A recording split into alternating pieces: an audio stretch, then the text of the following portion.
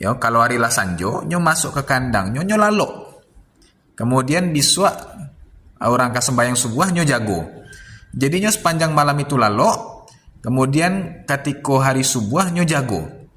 Nah, nyo jago ketika subuh sana nyo dapet keberkahan subuh. Nah, sedangkan wawau ko sepanjang malam nyo bagadang, nyo batanggang ya, menggonggong saya karajonyo. Abe ko lah dake-dake waktu subuh baru nyo lalok. Nah, akhirnya apa? Wawau ko ndak dapet keberkahan subuh. Nah, sana yang dimuliakan Allah Subhanahu wa taala.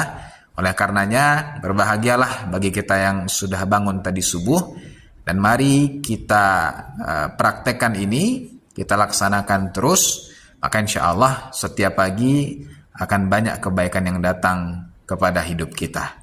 Terima kasih sana, selamat beraktivitas, semoga bermanfaat. Wassalamualaikum warahmatullahi wabarakatuh.